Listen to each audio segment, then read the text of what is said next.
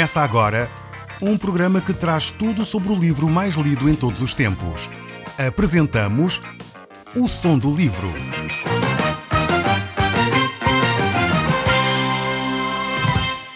Seja muito bem-vindo. Neste podcast vai encontrar o livro mais conhecido e lido em todo o mundo.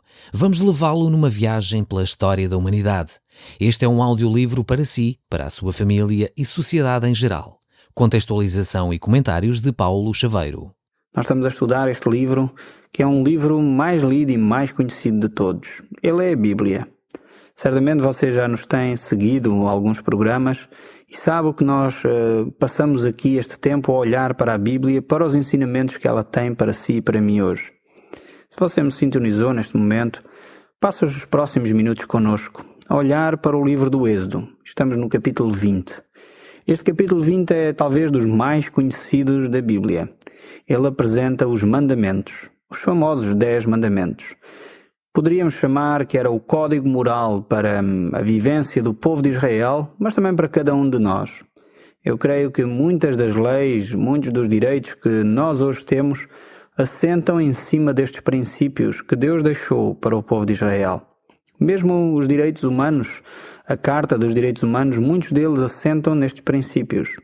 Então é interessante nós olharmos para estes textos, verificarmos aquilo que Deus tem para nos dizer através deles e aplicarmos aquilo que Deus quer falar consigo e comigo, na nossa vida, no nosso dia-a-dia.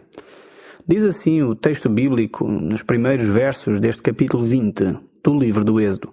Se você tem uma Bíblia, pode abrir então a sua Bíblia no capítulo 20 do livro do Êxodo e vamos acompanhar a leitura. Eu irei fazendo alguns comentários ao longo desta leitura. Diz assim o texto: Então falou Deus todas estas palavras. Eu sou o Senhor teu Deus, que te tirei da terra do Egito, da casa da servidão. Deus estabelece aqui, em primeiro lugar, a base para apresentar a sua lei. Deus dá então os primeiros mandamentos, os chamados 10 mandamentos, porque vamos ver ao longo do nosso tempo aqui que existem muito mais mandamentos do que os 10. Mas Deus estabelece então a base para dar esses mandamentos. E essa base é o relacionamento que Deus tem com o povo de Israel. É o facto de Ele ser o Deus daquele povo. É o facto de Deus ter agido com mão poderosa para libertar o povo da escravidão. E isso valida então a forma como Deus vai fazer e vai falar ao povo de Israel, dando-lhes assim uma lei civil, uma lei moral e regulamentos para eles próprios viverem a sua vida espiritual. É por essa razão que Deus deixa então estas normas para a vida dos seres humanos, para a vida do povo de Israel. Não existia, por isso, uma nova moralidade nos nossos dias. No fundo, a moralidade que nós temos hoje é a moralidade que Deus deixou muito antes até dos 10 mandamentos. É uma moralidade que assentava, digamos assim, nos próprios princípios de relacionamento entre Deus e o homem, logo após a queda do Éden. Hoje em dia muitas pessoas querem chamar a essa nova moralidade, essa liberdade que as pessoas querem ter, pondo de lado alguns dos princípios fundamentais da vida em sociedade. E isso tem trazido muitas dificuldades e é só olhar à nossa volta. Os grandes defensores da liberdade, os grandes defensores de uma nova moralidade, muitas vezes são aqueles que querem ter essa liberdade e essa moralidade exatamente para poderem estar mais livres para praticar crimes. E nós sabemos que há determinados princípios de vida em sociedade que devem ser respeitados, como o direito de cada um de nós, a liberdade de cada um de nós, o respeito pelo outro. Isto são valores importantíssimos na nossa sociedade, a solidariedade, a verdade, o direito à propriedade, são coisas importantíssimas para nós. E elas assentam aqui nestes princípios que Deus deixou para a nação de Israel e que de alguma maneira são para nós hoje ainda princípios fundamentais. Deus estabelece esta lei, mas para todos os efeitos não é a lei que nos leva a um relacionamento com Deus. A lei é uma consequência, digamos assim, de um relacionamento com Deus. Romanos capítulo 6, verso 1 diz assim: Que diremos, pois? Permaneceremos no pecado para que seja a graça mais abundante? De modo nenhum. Como viveremos ainda no pecado nós os que para Ele morremos. Se a pessoa pensa que pode continuar a viver no pecado simplesmente porque Jesus Cristo, pela sua graça, pela sua bondade, nos deu a salvação e nos perdoou todas as coisas, então tire daí os pensamentos. Aqui a palavra de Deus e o Velho e o Novo Testamento não se contrariam, não se contradizem. Não é uma luta entre a lei e a graça, não é uma luta entre a bondade de Deus e aquilo que Deus deixou-se estabelecido como os seus mandamentos. Isso não acontece nas Escrituras. O que Deus nos deixou foi exatamente a orientação para que nós pudéssemos entender quais os seus princípios morais, os seus princípios de reger a sociedade, a forma como o homem se deveria dirigir a Deus. Deus deixou isso escrito para a nossa orientação. Mas Deus também sabia que, pela lei, nós não podemos obter a vida eterna. Eram necessários sacrifícios e nós iremos mais à frente olhar para isso. É por isso que o próprio salmista disse: "Quanto amo a tua lei, é a meditação do meu coração todo o dia." Então levanta-se a pergunta: o que é a lei? Alguém já definiu a lei como sendo a mente de Deus transcrita. Esta é uma definição muito importante. A lei é a expressão da mente de Deus para o homem, a fim de que o homem saiba o que Deus deseja e requer de cada um de nós. Na lei temos a vontade de Deus para si e para mim. Temos na lei a natureza e caráter de Deus. A lei é a expressão da vontade santa de Deus, do amor de Deus ao homem. No Salmo 19, o salmista diz que a lei de Deus é perfeita. Isso quer dizer que Deus requer a perfeição de si e de mim. E até hoje nunca conheci ninguém, nenhum homem, nenhuma pessoa que pudesse cumprir perfeitamente a lei, exceto o próprio Jesus Cristo. Ela requer de nós, a lei, requer obediência perfeita. E só Jesus conseguiu fazer isso. Foi exatamente por isso que ele disse que ele não vinha para destruir a lei, ele vinha para cumpri-la. Pois ele é o único capaz de cumprir na perfeição toda a lei. A lei é a revelação de Deus ao homem. Deus tem desenhado através da lei o que é certo e o que é errado. Muitas pessoas perguntam: mas o que é certo? Qual é o padrão? Qual é o critério de julgamento que nós devemos usar? Eu quero dizer que naturalmente devemos usar um critério que não muda. Um critério que é definitivo. E esse critério é o próprio Deus. E Ele deixou escrito os princípios que Ele quer que cada um de nós possa aplicar na nossa vida. A palavra de Deus é a pedra de toque para todas estas questões. Talvez alguns perguntam: então por que é errado mentir ou roubar? Eu quero dizer que não é só por causa de Deus ter dito. Não bastaria isso para mim, bastava Deus ter dito para ser errado. Mas a questão não é só essa. É que Deus deixou a lei para o seu e o meu benefício, para que nós pudéssemos ter de alguma forma alguma coisa que nos protegesse. Eu não creio que os mandamentos e as leis de Deus sejam simplesmente porque Deus é um desmancha-prazeres ou porque Deus nos quer ver infelizes. Algumas pessoas pensam assim: pois Deus deixou estas leis exatamente para nos ver infelizes. Ou tudo o que é bom, já ouvi esta expressão, talvez você já ouviu também, tudo o que é bom Deus proíbe. E na realidade não é assim. Deus deixou a lei escrita para seu benefício e meu benefício. Vamos imaginar por um só momento como é que isto se aplicaria na sua e na minha vida. Vamos imaginar que não existiria qualquer critério sobre a mentira ou sobre o roubo. Imagine você como é que você iria interagir com os seus vizinhos, com os seus colegas de trabalho, até mesmo com a sua família, se estes princípios não tivessem a ser aplicados na vida de cada um de nós. Se nós não partíssemos do princípio que as pessoas não agem mentindo constantemente ou roubando constantemente. Imagine você que tinha um vizinho e por algum motivo precisava de ir às compras durante 1 hora. Iria talvez pedir a um vizinho que tomasse conta do seu filho durante 1 minuto, pois precisava de sair. E ao deixar o seu filho com esse vizinho, certamente você iria descansado. Mas passado algum tempo de você ter saído, esse vizinho deixava o seu filho sozinho. Esse seu filho pequenino, com 1 ano ou 2, deixava-o sozinho em casa e ia-se embora como se você nunca tivesse falado com ele. Ao chegar a casa você encontrava o seu filho sozinho, certamente com muitas asneiras feitas, e iria perguntar onde é que estava esse seu vizinho. E ao chamá-lo à razão porque é que ele tinha abandonado a criança, ele diria: não, você nunca me falou nada disso, não, nem cá estive em sua casa. Eu pergunto a si próprio: será que você voltaria a convidar esse vizinho para estar em sua casa? Será que você convidaria ele para tomar de novo conta do seu filho? Eu duvido, não é? Vamos imaginar uma outra situação. Olhando para o princípio do não roubar. Vamos imaginar que você convidava um amigo para estar consigo em casa e a beber um cafezinho. E você ia à casa de banho, confiado que ele, enfim, era seu amigo, mas na realidade ele não vive este princípio de não roubarás. Então, quando você chega à sala, dá por falta do seu novo DVD e olha para o casaco desse seu amigo e ele já está com o DVD à porta, debaixo do casaco, pronto para sair. Será que você iria continuar a confiar nessa pessoa? Eu creio que seria difícil. Então, às vezes nós falamos destes princípios de Deus, destes mandamentos que Deus deixa, dizendo que Deus quase é um desmancha prazeres, mas quando nós apontamos situações reais que se acontecessem consigo ou comigo, provavelmente nós iríamos dizer: não, isto não é correto, é melhor as pessoas falarem verdade, é melhor as pessoas não roubarem aquilo que é dos outros. Vamos supor que você ainda iria ao banco e chegava lá simplesmente baseado na sua palavra, você queria levantar o dinheiro de alguém.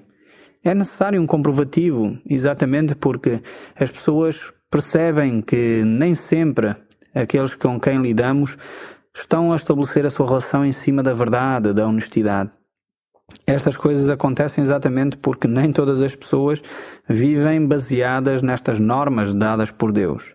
Elas são normas de conduta geral e nós aceitamos-las como o padrão para a nossa vida, para a vida em sociedade, pois nós próprios beneficiamos com elas. Se todos nós vivêssemos de acordo com os princípios escritos aqui na Palavra de Deus, certamente a vida seria bem mais fácil.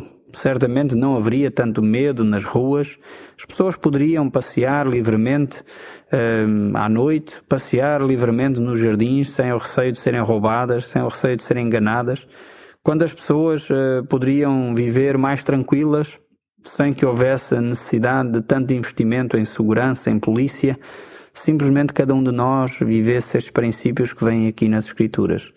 Eles são fundamentais para uma vida em sociedade e era excelente que cada um de nós pudéssemos viver estes princípios que Deus deixou aqui. Triste é que, olhando para a nossa própria volta e se calhar olhando até para nós temos que constatar que muitos destes princípios que Deus deu, muitos destes critérios que deixou escritos para nós não conseguimos vivê-los. Claro, nós sentimos-nos confortáveis quando se calhar nos comparamos uns com os outros. Mas o termo de comparação não deveria ser o meu próximo. O termo de comparação é sempre a Palavra de Deus. Este, digamos assim, é o padrão. Este é o metro que nos mede a cada um de nós.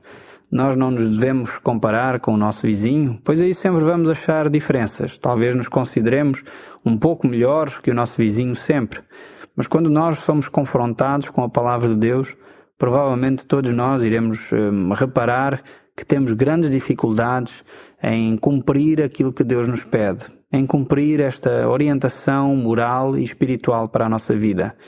O apóstolo Paulo, no livro aos Romanos, no capítulo 3, versos a 9, ele diz assim: ora sabemos que tudo o que a lei diz, aos que vivem na lei o diz, para que se cale toda a boca e todo o mundo seja culpado perante Deus, visto que ninguém será justificado diante dele por obras da lei, em razão de que pela lei vem o pleno conhecimento do pecado. Vemos aqui como Deus manifesta a sua vontade e a razão pela qual Deus deixou a lei, para que nós pudéssemos ser confrontados com o nosso pecado. Quando nós olhamos a um espelho, nós somos confrontados com a nossa realidade, a não ser que esse espelho tenha defeitos e aí, enfim, às vezes ficamos desfigurados. Mas não é o caso. Quando nós normalmente olhamos para um espelho, olhamos para a realidade mais ou menos como ela se apresenta. Tomamos consciência daquilo que nós somos. A Palavra de Deus e a Bíblia é exatamente para isso. É como um espelho que reflete a nossa imagem, a imagem da humanidade. E no fundo aquilo que nós somos sai como reflexo da palavra de Deus e nos mostra tal e qual nós somos como seres humanos. É por isso que Deus deixou a lei.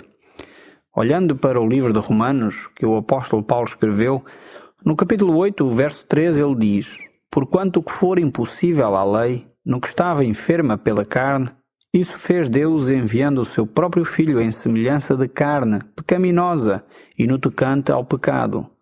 Com efeito, condenou Deus na carne o pecado, a fim de que o preceito da lei se cumprisse em nós, que não andamos segundo a carne, mas segundo o Espírito.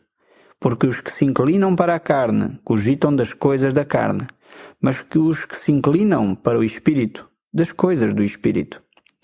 Vemos que, apesar da lei ter sido dada, ela nos é dada para um relacionamento humano, digamos assim. É dada como base de relacionamento da sociedade. Mas Deus gostaria de ver algo diferente, algo mais profundo.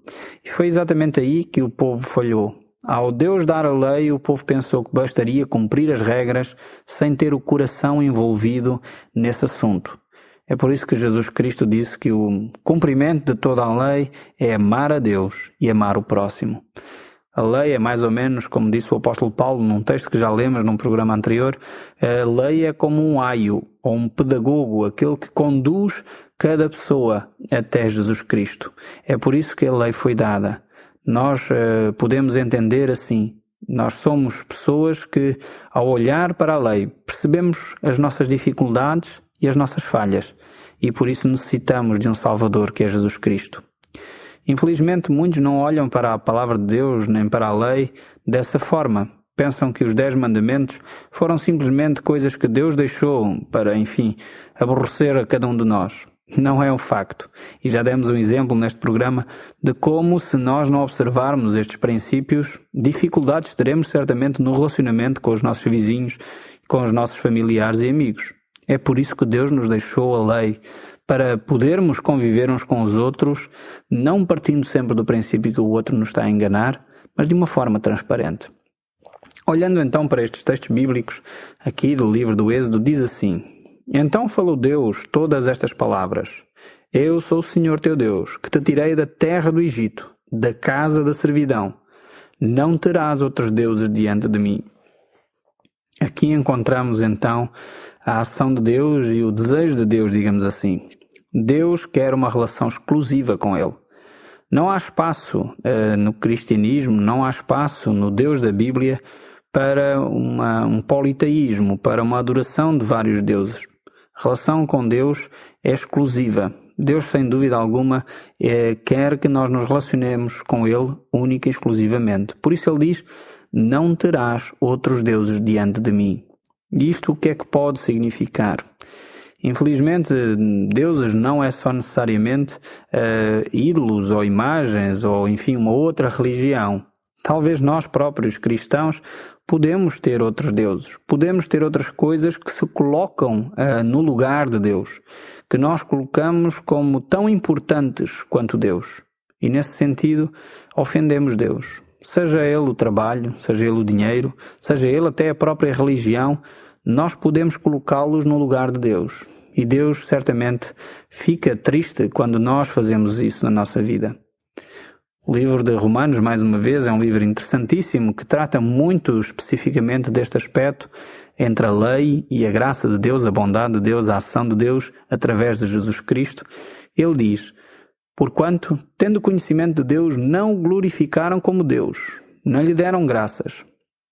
Antes se tornaram nulos em seus próprios raciocínios, tornaram-se loucos e mudaram a glória de Deus incorruptível em semelhança da imagem de homens corruptível, bem como de aves, quadrúpedes e répteis.